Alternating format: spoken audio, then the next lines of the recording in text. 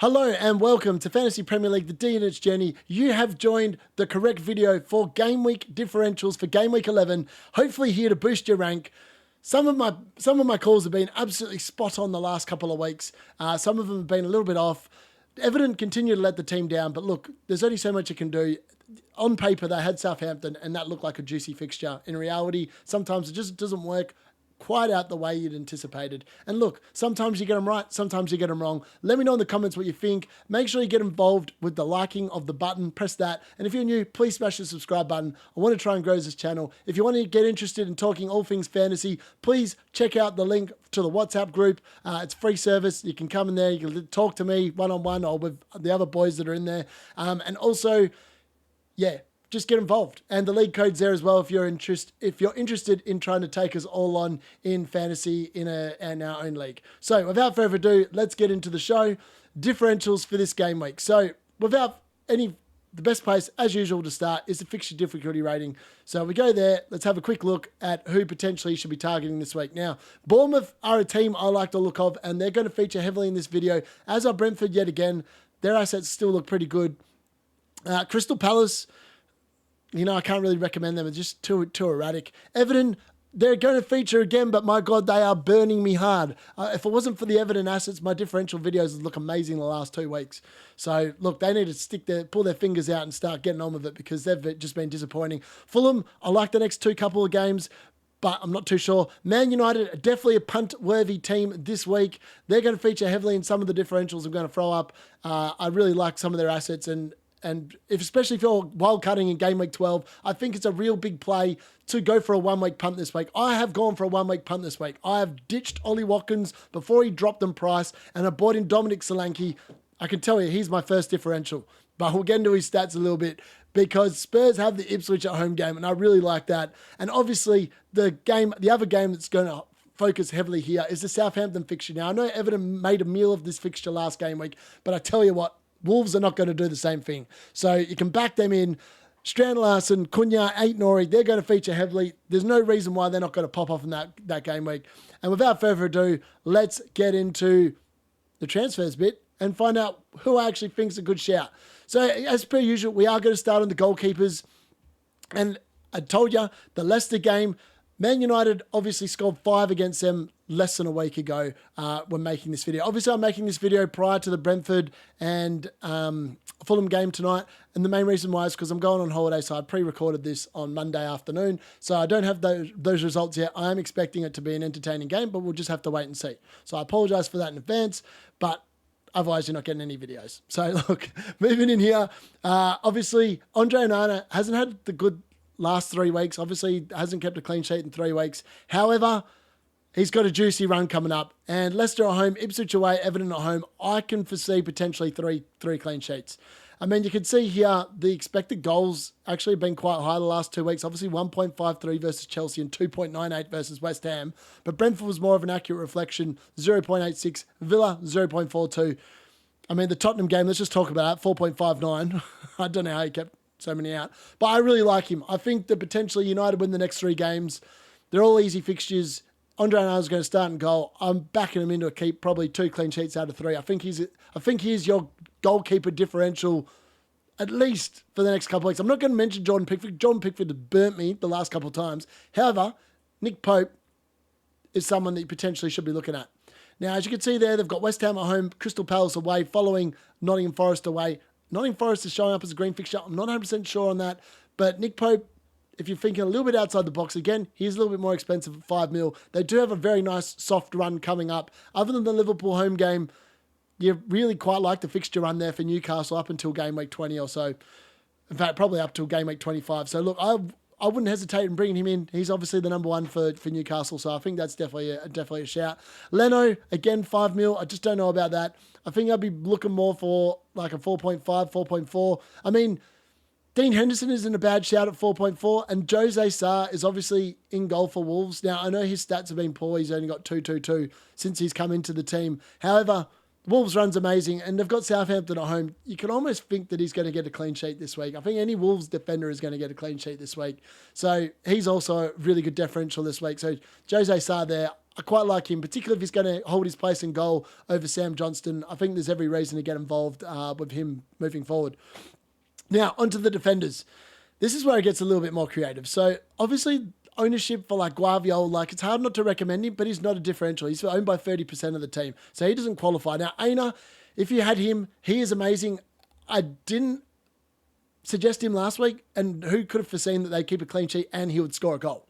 But that's just amazing. He's now scored 47 points for the season, and he's done pretty well. Like his underlying stats aren't too bad. It's 0.09 expected goals per 90 or involvements, so it's not horrible. And then, like, obviously, Wolves, Nottingham Forest have been conceding barely any goals. So, like, there's obviously the chance of a clean sheet.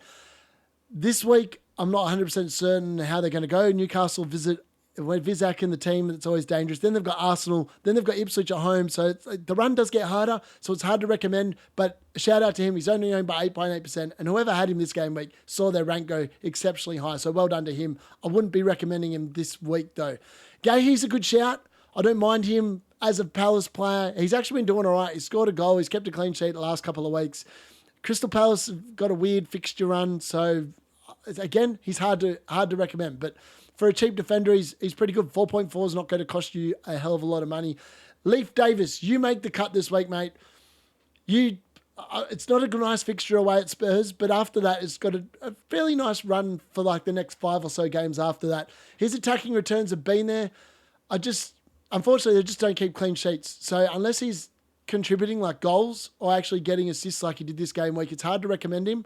But for a 4.5 option, he looks really good. And his attacking numbers, don't lie, they tell a story that he should almost be getting some sort of goal involvement. He's got 0.26 expected goal involvement per game over 90 minutes. Like, that's insane for a defender.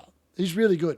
So again, he's not owned by a hell of a lot of the competition either. 2.3%, so he's a great differential. Mazraoui, it's hard to recommend which one out of Dalot and Mazraoui. Now, they're both quite low owned. Dallow's 10.4%. Again, a great option over the next 3 weeks. He's got that attacking potential as well. Mazraoui is even more owned. I didn't realize he was actually owned more than Dalot, so that's okay. He's not as much of a differential as I thought. But 12.3%, still not massively owned. But look, he's a decent option moving forward. 8 Nori, we've covered him, and he's up to 10.8% ownership. He's going to continue going up. His price has gone up. I think I got him at 4.4. He's now up to 4.7. So he's looking really good for another price rise. And he's got the juicy fixture. I know he has got that quandary where he's got the yellow cards, but you sort of got to overlook that. His attacking returns are insane. Now, one player I do want to talk about that is new to this particular video and segment is Milos Kerkez. I think I've said that right, so I apologise if I haven't. But he got 2 assists last game week, 10 points. Bournemouth's run, I know they've only kept 1 clean sheet all season, but I would expect that to change over the coming weeks. Up until game week 21, they've got a pretty nice run of fixtures. I think any Bournemouth player, I'm surprised Sensi's not owned by more people, but he's like the ultimate differential. He's owned by 0.7% of the competition. I mean, that's the definition of differential right there. You couldn't go wrong with that, I don't think. Ashley Young, as I said last week, he just disappointed. It's hard to recommend Everton assets, but I think if they score, he's probably going to be involved in some way, shape or form. So again, I don't mind him. I don't like really too many of the other ones. As I said, Sensi there, he could be interesting. I mean, he's only owned by 0.6%, but Bournemouth do have that nice run of fixtures coming up. I think that's somewhere, if you want to target a cheaper defender that potentially has some upside moving forward over the next 10 weeks, the Bournemouth defence are definitely ones you can target. And I don't mind either Sensei, Kerkez, or even, I think it's Zayabambi or however, Zabani. I've said that name horribly wrong. But he, again, is only 4.4%, only owned by 0.4%. And again, I just think Bournemouth probably keeps some more clean sheets, and these guys potentially will go get some points moving forward. Those are my differentials for defence. I quite like them. There's no one else I could really recommend, so let me know if there's anyone else that I missed that potentially might be good over the next foreseeable future. But it is that Bournemouth run. They do turn there, so I quite like them. Now, for midfielders, gets a little bit more interesting here. I think you could probably target any of the Spurs midfielders this week. I think Maddison's likely to start. And obviously it's Ipswich at home. I know it's a 1 week punt, but if you're wild cutting game week 12, you can make some points here just by chucking out like a Dwight McNeil, for example, out of my team for like a James Maddison and just hoping that Spurs score a boatload of goals. It's quite possible, I would think. Jared Bowen, again, I quite like the West Ham run, and they do have Everton at home, so I think that Jared Bowen probably returns in game week 11. He'd also be a really good 1 week punt. I do like him more, though, from game week 14 onwards. I've actually got him earmarked for maybe swapping with Mbuemo for there. But we'll see when it comes to that time. But look, he's only owned by 6.9%. And I think against Everton, he probably delivers some returns there. He's definitely worth a consideration at the very least. Now, Semenyo, 8% ownership. I'm recommending him. I know, again, the caveat is he is on 4 yellow cards, which does make this slightly difficult to completely recommend him. But look, the run of fixtures does not lie. Brentford away, Brighton at home, Wolves away. His underlying stats are really good as well. Like, it's not much not to like there. 0.52 expected goal involvement per 90 minutes this season. It's pretty good. For a bloke that's only going to cost you 5.6 mil, you could almost say he's on the par with Rodgers. Like, Rodgers is here, and his expected goals per 90 is only 0.42. So Semenyo's way above Rodgers in terms of that statistic. So I'd imagine, he's definitely someone that you could definitely give a look at.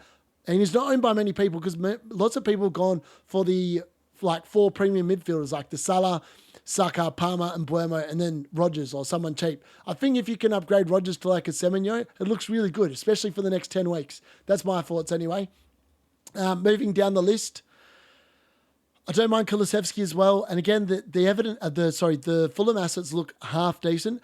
Anthony Gordon, just going to shout out to him. He's down. He's obviously dropped in points at 0.3 million, but I quite like the fixtures for Newcastle, so it's hard not to recommend him. He's owned only by 8.6% of the comp at the moment, and I would imagine he's going to start trending the other way. If he stays injury free, I think potentially he's going to get you some returns, particularly over like the next 10 or so game weeks. He's definitely going to get you some returns, and I think he could be a little bit of a sneaky differential there as well that people have sort of forgotten about. Now, Garnacho looks really good, but he's just got to be more clinical. The next 3 weeks, though, you could expect him to deliver some points, but he needs to actually start hitting the target with his shots. I mean, his expected goal involvement has just been pretty good, but like it's just been so wasteful, some of his finishing, so it's been disappointing on his behalf. But one person that is at the top of the list, particularly for a 1 week punt, is Bruno Fernandes. Now, he finally got his goal from the penalty spot. He is the penalty taker for Man United. His expected goal involvement data across the season is 0.6 expected goal involvement per 90 minutes. It's up there. He just hasn't been delivering. But hopefully, him getting off the mark and getting 3 goals within the space of the last week, hopefully, and he's playing Leicester again, who he scored twice against in the League Cup. So I think he's definitely worth a shout as a differential this week. Definitely someone I'll be considering if I hadn't done the Solanke one, which we'll get to in a second. Now, is there anyone else I've missed in midfield? I'm not 100% sure. I don't think there is. The rest just don't have the fixtures that I like for this particular thing. So I'm just having a quick look through here. And no one really fits the definition of a differential that has a really good fixture that pops off at me this particular game week, or like a run of fixtures moving on, other than the ones I've already covered. Now, moving into the forward line, last but no means least. As I said, Haaland, in my previous video, he's almost under 70% ownership now. His price has dropped to 15.3. Look, I did well to sell him at 15.2. I'm telling you, I'll probably be able to buy him back at 15.2 at some point. And I obviously got rid of Ollie Watkins as well. Ollie Watkins has been sold quite heavily the last week. But there's a reason why. It's because Villa's run does become a little bit harder. Now, I really like Nicholas Jackson, but he's now on 4 yellow cards, so you'd think he's probably going to miss one. Now, Cunha, who is in my team, 6.4% ownership. I expect that to go up. Southampton at home this week is just too good of a fixture not to target. I would imagine his price is going to rise, and at the moment, he's sitting as my captain this game week. So if you want a real differential for a captaincy pick, I don't think you could go too far wrong with one of the Wolves boys, to be honest. I think there's going to be goals galore in that Southampton game, just with the way Wolves and Southampton both play. I think there's going to be a lot of goals in that game. And I think picking one of them to be captain is not the worst shout in the world. Strand Larsen, again, he's also a really good pick.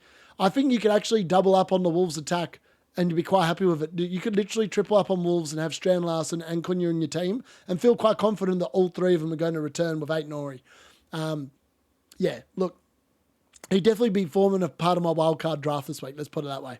Solanke, as I said, it's impossible to not sell this bloke for the 1 week punt. He's coming off 16 points, 2 goals, assist, and 3 bonus points. He's owned by 11.6% of the comp. I know that doesn't really classify as differential. I like to think of it as 10% and below, but he's still under 15%. And I think that he's also a candidate for captaincy this game week against Ipswich at home. So I really like that. And I think potentially if you really want to think outside the box, his stats this last week just been unbelievable. We could just got to hope that that's how Ange is going to keep playing him moving forward. And I think it's good that it's not good that a player gets injured, but the fact that Carlton seemed to get injured is probably really good for Dominic Solanke's minutes. Also really good for Sun's minutes as well. So if there's less players to come on, they're more likely to see the game out. I really like Whistler as well, and it's hard to sit there and give an accurate opinion on him because he hasn't played Fulham yet, but I think he'd potentially at home against Bournemouth. Bournemouth do concede goals, but then I've just recommended all their defenders, so you make up your mind on that one. Liam Delap, again, I mean, they've got, other than the Tottenham game, it is a nicer run of fixtures coming up after that. I just don't know. He's not a nailed-on starter. Evalinson is starting to show a little bit of form for Bournemouth. So he's scored and assisted in 4 of the last 5 games. So he's only blanked once in the last 5 games. It looks like he's finally starting to hit some form. Again, he's only owned by 0.7% of the competition. Bournemouth's run is very nice coming up. He is also another really good-looking differential, particularly to have in your forward line that I don't think you could rule out as a really good, unique option. I mean, he's dropped in price since the start of the year. He's worth a shout. Like, there's so many good forward options. It's so hard to work out which ones are the best from week to week. And Isaac is the last one I want to talk about. So he is owned by 13.5%. Again, a lot of the forwards are owned. They're not real differentials because a lot of them are quite owned by that. Evanson was, but Isaac isn't. But Newcastle's run is really good. And Isaac has been scoring. So he's scored the last 2. He's looking like he's got back to a bit of the form that we thought at the start of the season was going to make him essential in FPL. But I think potentially he might be getting back to that. And that's good news for Newcastle. And I think potentially you can jump on him. He's dropped 0.2 million since the start of the season. I quite like him. I think he's going to pick up. I think he's going to get a few more goals. He's my last differential for this game week. Now, let me know what you think. Let me know if you've got a differential captain compared to the Salahs and the Haalands this week. Am I right with going for Cunha as my differential captain at the moment? Or do I change to a Dominic Solanke? Let me know. I am on holiday when this video comes out, so I'll get to the replies when I get some internet connection. But hopefully you've enjoyed this version of differentials for Game Week 11 to boost your game rank. Make sure you like the video. Subscribe if you haven't already subscribed. And I will see you tomorrow for a wildcard draft.